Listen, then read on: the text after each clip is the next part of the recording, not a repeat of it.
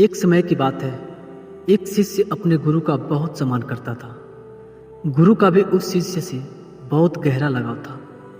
लेकिन वह शिष्य स्वभाव से बहुत सुस्त और आलसी था। वह अपनी पढ़ाई के प्रति बहुत लापरवाह था। वह अक्सर आज के कार्यों को कल के लिए टाल देता था और किसी भी तरह की जिम्मेदारी से भागने की कोशिश करता रहता था।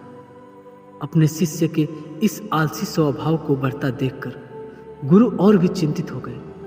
उन्हें चिंता होने लगी कि कहीं मेरा शिष्य अपने आलस्य के कारण जीवन संघर्ष में पराजित न हो जाए, क्योंकि गुरु जानते थे कि आलस्य में ही जीवन संग्राम करने की सारी शक्ति होती है। बेकार शक्ति। ऐसा व्यक्ति बिना कोई कर्म किए फल पाने के बारे में सोचता रहता है।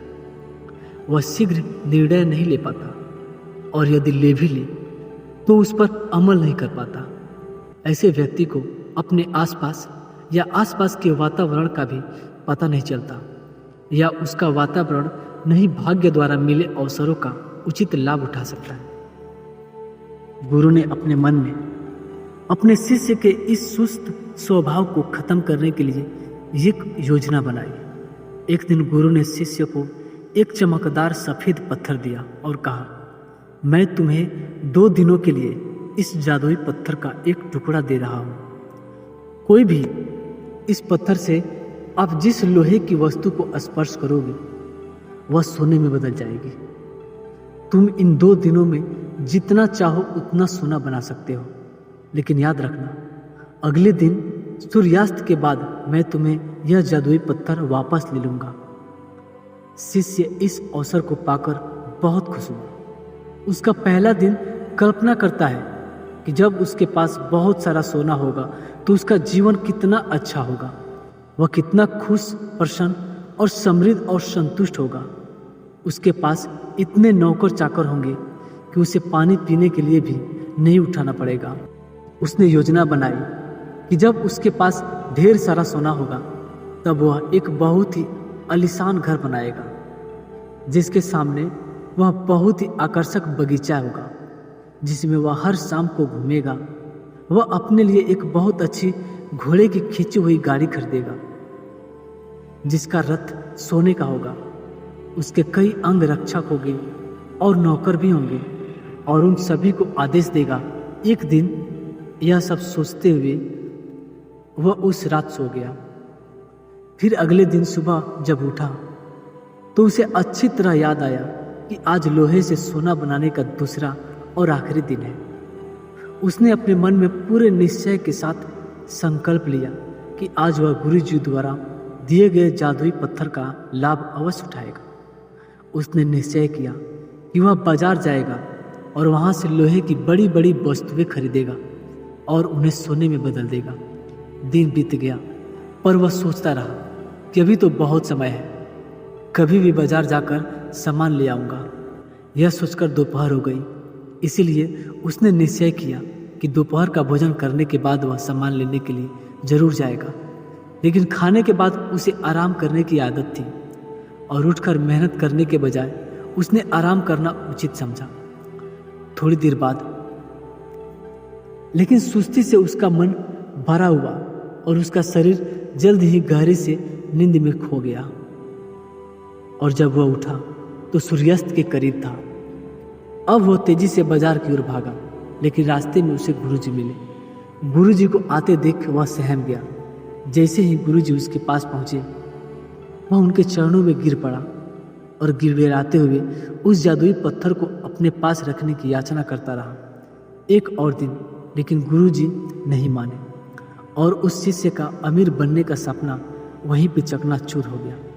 लेकिन इस घटना से शिष्य को एक बड़ी सीख मिली। उन्हें अपने आलस पर पछतावा होने लगा।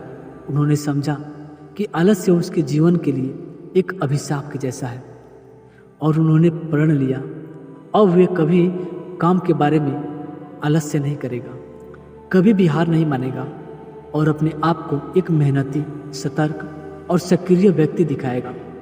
दोस्तों, काम को टालना एक आदत है और ये आदत हम खुद बनाते हैं। आदत एक ऐसे धागे की तरह होती है जिसका एक आवरण आसानी से टूट जाता है, लेकिन अगर एक ही धागे को कई बार लपेटा जाए तो उसे तोड़ना बहुत मुश्किल हो जाता है। हाँ, इसी तरह किसी बुरी आदत को शुरुआत में बदलना आसान होता है, लेकिन महीनों या सालों बाद उसे बदलना बहुत मुश्किल हो जाता है। फिर अगर आप अपनी आदत को बदलना चाहते हैं तो आपको लंबे समय तक प्रयास करना होगा। समय पूरे धैर्य के साथ मनुष्य अपनी आदत का गुलाम है। हमारी आदतें हमें बनाती है और बिगाड़ती भी है। हमारी आदतें कितनी शक्तिशाली है और वे हमें कैसे नियंत्रित करते हैं। दोस्तों, अगर हम अपने आसपास देखें तो लगभग हर व्यक्ति को अपने जीवन में कई बड़े मौके मिलते हैं, लेकिन उनमें से ज़्यादातर लोग अपने आलस्य मेहनत न करने की आदत के कारण उस मौके को गंवा देते हैं और फिर जिंदगी भर पछताते रहते हैं। लेकिन इनमें से ज़्यादातर लोग अपनी असफलता के लिए अपने आलस्य और कामचोरी को जिम्मेदार न मानकर अपने माता पिता, स्थिति, आर्थिक स्थिति, भाग्य आदि को दोष देकर अपने आलस्य को छिपाने का प्रयास करते हैं और फिर ऐसे लोग अपने भाग्य को, परिस्थितियों को कोसते रहते हैं। बिना किसी सफलता और आध्यात्मिक सुख के इस दुनिया को अलविदा कह देते हैं। आइए थोड़ा और गहराई से इसे समझने की कोशिश करते हैं कि हम अपने काम को क्यों टालते हैं। क्या हम कभी यूट्यूब पर कोई कॉमेडी वीडियो देखने के लिए आलस करते हैं, या अपना पसंदीदा खाना खाते समय? नहीं ना, आप आलस्य तभी करते हैं जब आप पढ़ाई कर रहे होते हैं, या ऑफिस के किसी प्रोजेक्ट पर काम कर रहे होते हैं, या घर का कुछ काम करना होता है। मूल रूप से हम गंभीर चीज़ों के बारे में आलसी होते हैं, जिसे करने के लिए हमें शारीरिक या मानसिक रूप से कड़ी मेहनत करनी पड़ती है। अब अगर आप काम को टालने से बचना चाहते हैं तो इससे आपको बहुत मदद मिलती है। काम की समय सीमा, काम पूरा करने का निश्चित समय या एक निश्चित तारीख। मान लीजिए कि आप एक कार्यालय कर्मचारी हैं और आपके बॉस ने आपको एक कार्य दिया है जिसे आपको कल तक पूरा करना होगा, तो आप पूरा दिन आलस्य में यह सोचकर व्यतीत कर सकते हैं कि अभी भी एक दिन पूरा शेष है, लेकिन तब आप रात भर जागकर उसे पूरा कर लेंगे, क्योंकि कल आपको वह प्रोजेक्ट देना है, क्योंकि कल के बाद आपके प्रोजेक्ट का कोई महत्व नहीं रह जाएगा। तो हाँ, यहाँ उस काम को टालते हुए भी समय पर पूरा किया, क्योंकि यहाँ आपके सामने डेडलाइन थी, फिक्स टाइम था और काम पूरा हो गया। काम करने का यह तरीका आप अपने जीवन शैली में अपना सकते हैं कि अगले 1 घंटे या 1 दिन में मुझे इस काम को पूरा करना है। काम को टालने से बचने का यह बहुत अच्छा तरीका है। मैं खुद भी इस तरीके का इस्तेमाल करता हूँ। रोजाना के काम को करने के लिए हमेशा करता हूँ और समय पर कार्य करता हूँ। दोस्तों, हम क्या करना चाहते हैं और अभी क्या कर रहे हैं, अगर इन दोनों में बहुत ज़्यादा फर्क है तो हमारे अंदर एक लड़ाई शुरू हो जाती है। तो यह हमारे अंदर तनाव और अशांति पैदा कर देता है। आलस्य एक ऐसी चीज़ है जो इंसान करता तो है, लेकिन करने से कभी खुश नहीं होता। मान लीजिए आज आपको कोई काम करना था, लेकिन अपने दोस्तों के साथ घूमने चले गए, या फिर बोले भाई चलो आज घूमने चलते हैं, मौज करते हैं, और तुम निकल जाते हो। उनके साथ घूमने के लिए आप दिन भर घूमते हो, लेकिन आपके दिमाग में हर वक्त यही चलता रहेगा कि मुझे आज वो काम करना था, वो काम छूट गया। और इसी सोच की वजह से आप पूरे दिन को ठीक से एंजॉय भी नहीं कर पाएंगे, और शाम को जब आप घर वापस आएंगे तो उस काम को करने को लेकर आपको पहले से ज़्यादा स्ट्रेस होगा, तनाव होगा। तो इस तरह से आपका काम भी नहीं होगा और आप एंजॉय भी नहीं कर पाएंगे, न मौज मस्ती कर पाएंगे और न ही कुछ खा पाएंगे, और पूरा दिन बीत जाएगा। यहाँ तो अच्छा होता कि आलस न करते, पहले अपना काम करते और फिर बाद में घूमने चले जाते, तो जरूर तुम अधिक आनंद ले सकते थे और तनाव मुक्त भी रह सकते। एक बात और गौर करने वाली बात यह है कि काम को टालने से हमें गलानी होती है।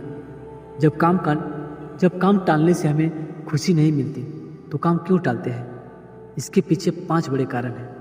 पहले तो आपको जो काम करना है और उस काम का जो फल आपको मिलेगा, अगर उस काम का फल मिलने की संभावना बहुत कम है तो आप उस काम को टालने की कोशिश ज़रूर करेंगे, क्योंकि आप में उस काम को करने की प्रेरणा बहुत कम हो जाती है।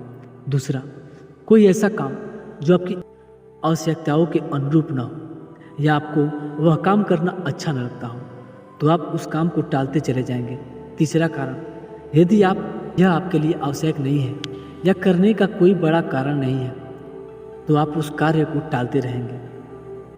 और चौथा, यदि हमें किसी काम को तुरंत करने का लाभ मिल जाए तो हम उस काम को करने से ज़्यादा उस काम को करने के लिए उत्साहित होंगे, जिसका हमें काफ़ी समय बाद लाभ मिले, और फिर हम ऐसी चीज़ों से बचने की भी कोशिश करते हैं।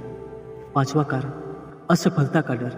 अगर किसी काम में हमारे असफल होने की संभावना अधिक है तब भी हम उस काम को टालने की कोशिश करते हैं।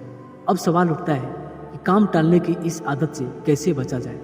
देखिए, अगर किसी काम को करने में ये 4 चीज़ें आपको मिल रही हैं तो आप हर हाल में वह काम करेंगे। पहला, मनचाहा परिणाम। दूसरा, आपके पास उस काम में सफल होने के पूरे चांस हो।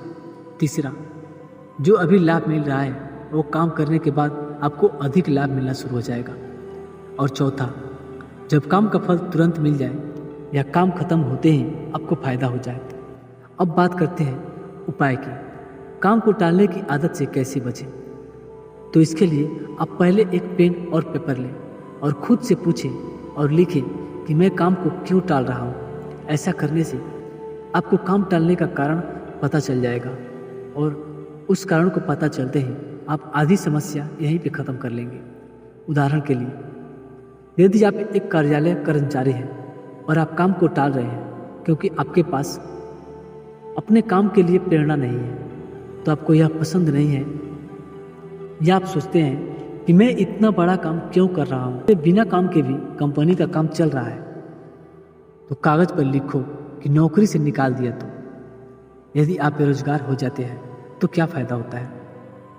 आपको कितनी परेशानियों का सामना करना पड़ेगा।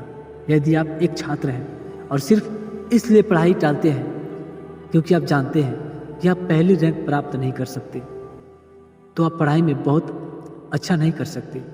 फिर कुछ काम करो जिसमें तुम हो, आपको विश्वास है कि आप बहुत अच्छा कर सकते हो, उसमें अपना नाम बना सकते हैं। अगर आप किसी बड़ी परीक्षा की तैयारी कर रहे हैं और उनका इनाम लगभग 1-2 साल बाद आने वाला है, तो अपने काम को छोटे छोटे चरणों में बांट लें और हर कदम को पूरा करने के बाद खुद को इनाम दें। अगर आप किसी काम को सिर्फ इसलिए टाल रहे हैं या आप कोई बड़ा फैसला सिर्फ इसलिए नहीं ले पा रहे हैं क्योंकि आप उस काम में असफल हो रहे हैं, तो एक बात हमेशा याद रखें कि असफल होने से बड़ा पाप कोशिश नहीं करना होता है। क्योंकि अगर आप कोशिश नहीं करेंगे तो आप जीवन भर पछताते रह जाएंगे। काश एक बार कोशिश तो की होती। और फेल होने का डर, असफल होने में असल में हमारे अंदर का अहंकार है जो हमें डराता है कि अगर हम फेल हो गए तो लोग क्या कहेंगे और लोग मुझ पर हंसेंगे, मेरा मजाक उड़ाया जाएगा। यकीन मानिए दोस्तों, हमारा घमंड, हमारा दूसरा अहंकार दुनिया का सबसे बेकार चीज़ है। कोशिश करने के बाद असफल होने पर अल्प अवधि में पछतावा हो सकता है, लेकिन असफल होने के डर से प्रयास ही नहीं करना आपको लंबे समय में बहुत पश्चाताप और आत्मघृणा से भर देगा। इसीलिए असफल होने से डरो नहीं, बल्कि कोशिश करो। दोस्तों, आज का ये वीडियो आपको कैसा लगा? अगर इस तरह की वीडियो आपको पसंद हो या फिर आपकी मानसिक स्थिति सही नहीं हो तो हमारे इस चैनल पे इसी तरह के मोटिवेशनल मोरल स्टोरी मिलते हैं। इसी तरह के मोटिवेशनल स्टोरी हमेशा लाते रहेंगे। अगर आप इस चैनल पे पहली बार हैं तो हमारे चैनल को सब्सक्राइब करके और वीडियो को लाइक जरूर कर दें। मिलते हैं अगले वीडियो में, तब तक के लिए धन्यवाद।